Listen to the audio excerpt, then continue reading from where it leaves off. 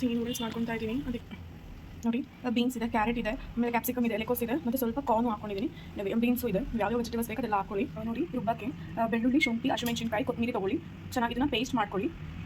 ನೋಡಿ ಈ ಥರ ತರ್ತರಿಯಾಗಿ ರುಬ್ಕೊಳ್ಳಿ. ತುಂಬ ಪೇಸ್ಟ್ ಮಾಡಿದ್ರೆ ಚೆನ್ನಾಗಿ ಬರಲ್ಲ. ಸೊ ಈ ಥರ ತರ್ತರಿಯಾಗಿ ಒಂದು 2 ಸತಿ ಈ ಥರ ಮಾಡಿಕೊಂಡ್ರೆ ತರ್ತರಿಯಾಗಿ ರೆಡಿ ಆಗುತ್ತೆ. ನಮ್ಮ ನೂಡಲ್ಸು ಅಷ್ಟೇ ನೋಡಿ ರೆಡಿ ಆಗ್ತಿದೆ. ಇದನ್ನು ಇವಾಗ ಲೈಕ್ ನಾವು ನೀರನ್ನೆಲ್ಲ ಸ್ವಲ್ಪ ಸೋಸ್ಬಿಟ್ಟು ತಣ್ಣೀರಲ್ಲಿ ಸ್ವಲ್ಪ ಇದನ್ನ ವಾಶ್ ಮಾಡಬೇಕು. ಇವಾಗ ನೋಡಿ ನೀಟಾಗಿ ಅದನ್ನು ಸ್ಟಾರ್ಚ್ ಅದು ವೈಟ್ ವಾಟರ್ ಇರುತ್ತಲ್ಲ ಅದೆಲ್ಲ ಚೆನ್ನಾಗಿ ಹೋಗೋ ತನಕ ತೊಳ್ಕೊಬೇಕು.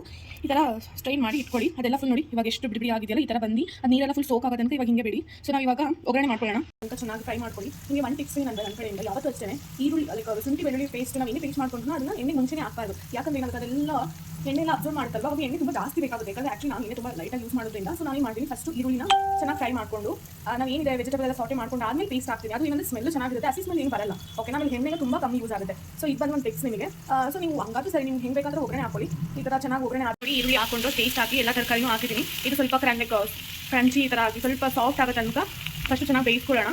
ಸ್ವಲ್ಪ ಸಾಲ್ಟ್ ಹಾಕಿ ಆಮೇಲೆ ನಾವು ಮಸಾಲ ಏನಿದೆ ಅದೆಲ್ಲ ಹಾಕೋಣ. ಯಾಕಂದ್ರೆ ನೀವು ಎಗ್ ನೂಡಲ್ಸ್ ಮಾಡ್ತಿರೋದ್ರಿಂದ ವೆಜಿಸ್ ಎಲ್ಲ ತುಂಬ ಜಾಸ್ತಿ ಯೂಸ್ ಮಾಡ್ತೀವಿ. ಯಾಕಂದ್ರೆ ಮೈದಾ ಇರೋದ್ರಿಂದ ಸ್ವಲ್ಪ ವೆಜಿಸ್ ಜಾಸ್ತಿ ಆಗುತ್ತೆ, ನಿಮಗೆ ಚೆನ್ನಾಗಿರುತ್ತೆ ಅಂತ. ಸೊ ನಿಮ್ಗೆ ಎಷ್ಟು ಬೇಕೋ ಅಷ್ಟು ಹಾಕೊಳ್ಳಿ.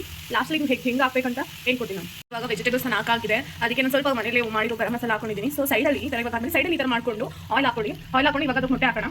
ನೋಡಿ ಈಗ ಮೊಟ್ಟೆ ಹಾಕೊಂಡಿದ್ದೀನಿ, ಅದನ್ನ ಚೆನ್ನಾಗಿ ಈ ಥರ ಕಲಿಸಿ ಅದು ಇದಾಗುತ್ತೆ ಅಂತ. ಅವಾಗ ಅದು ಸ್ವಲ್ಪ ಆದಮೇಲೆ ನೀವು ಇವಾಗಲೇ ಹಾಕೊಂಡು ಆಗುತ್ತೆ ವೆಜಿಟೇಬಲ್ಸ್ ಎಲ್ಲ ಒಂಥರ ಸ್ಮೆಲ್ ಬರೋ ಸ್ಟಾರ್ಟ್ ಆಗುತ್ತೆ. ನೋಡಿ ಇವಾಗ ಎಲ್ಲ ಕಡೆ ಅದು ಮೊಟ್ಟೆ ಬೇಯಕ್ಕೆ ಸ್ಟಾರ್ಟ್ ಆಗ್ತಿದೆ. ಸ್ವಲ್ಪ ಬೇಯಲಿ, ಆಮೇಲೆ ಬೆಂದಾದ್ಮೇಲೆ ಮಿಕ್ಸ್ ಮಾಡ್ಕೊಳ್ಳೋಣ. ಓಕೆನಾ? ನೋಡಿ ಮೊಟ್ಟೆ ಇವಾಗ ಹೆಂಗಾಗ್ತಿದೆ ನೋಡ್ಬೋದು. ಅದು ಇವಾಗ ಚೆನ್ನಾಗಿ ಬೇಯ್ತಾ ಇದೆ. ಸೊ ಅವಾಗ ಚೆನ್ನಾಗಿ ಈ ಥರ ತಿಳ್ಕೊಳ್ತಾ ಇರಬೇಕು. ಗಂಟೆ ಅಲ್ಲ ಸಿಗೋಗ್ಬಿಡುತ್ತೆ ಕೆಳಗಡೆ, ಹಂಡಿ ಬಿಡಬೇಡಿ. ಈಗ ಚೆನ್ನಾಗಿ ಕಲಿಸಾದ್ಮೇಲೆ ವೆಜಿಟೇಬಲ್ಸ್ ಜೊತೆ ಮಿಕ್ಸ್ ಮಾಡ್ಕೊಬೇಡ.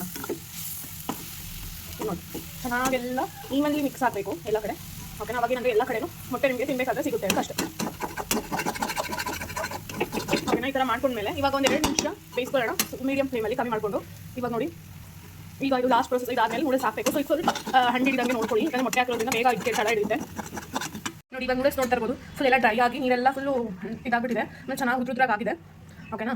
ಇವಾಗ ನೀವು ಬೇಕಂದ್ರೆ ಇದನ್ನ ಸ್ವಲ್ಪ ಮಧ್ಯೆ ಕಟ್ ಮಾಡ್ಕೊಳ್ಳಿ. ತುಂಬ ಉದ್ದ ಇದ್ದರೆ ಅನ್ಸುತ್ತೆ. ಯಾಕಂದರೆ ನಮ್ಮನೆ ಪಾಪು ಇರೋದ್ರಿಂದ ಅವನಿಗೆ ಗಂಟ್ಲಿಗೆ ಸಿಗಾಕೊಳ್ಳುತ್ತೆ ಅಂತ ಮಾತ್ರ ನಾನು ಸ್ವಲ್ಪ ಲೈಕ್ ಒಂದು 2-3 ಸರಿ ಥರ ಕಟ್ ಮಾಡ್ಕೊತಿದ್ದೀನಿ ಸೀಸರಲ್ಲಿ. ಸೊ ಅವಾಗ ಏನಂದ್ರೆ ಅವ್ನಿಗೆ ಗಂಟ್ಲಿಗೆ ಸಿಗಾಕೊಳ್ಳುತ್ತೆ, ಚೋಕಿಂಗ್ ಆಗೋ ಚಾನ್ಸಸ್ ಜಾಸ್ತಿ ಇರುತ್ತೆ ಮಕ್ಕಳಿಗೆ, ಸ್ಪೆಷಲಿ ಮಕ್ಕಳಿಗೆ. ಸೊ ಅದಕ್ಕೆ ಕಟ್ ಮಾಡ್ಕೊತಿದ್ದೀನಿ. ನಿಮಗೆ ಬೇಕಂದ್ರೆ ಮಾಡ್ಕೊಳ್ಳಿ, ಇಲ್ಲಾಂದ್ರೆ ಬೇಡ. ಇವಾಗ ನೋಡಿ ಇದು ಆಗೋಗಿದೆ. ಸೊ ಹಾಗಿದ್ಮೇಲೆ ಇವಾಗ ಉಪ್ಪೆಲ್ಲ ಸ್ವಲ್ಪ ಚೆಕ್ ಮಾಡಿಕೊಂಡು ಮಿಕ್ಸ್ ಮಾಡ್ಕೊಳ್ಳೋಣ. ಇವಾಗ ತುಂಬ ಚೆನ್ನಾಗೆಲ್ಲ ಕಲಸಿ ಎಲ್ಲ ಆಗಿದೆ. ಈಗ ನಿಮ್ಮ noodles egg noodles with vegetable lots of vegetables ready ಆಗಿದೆ.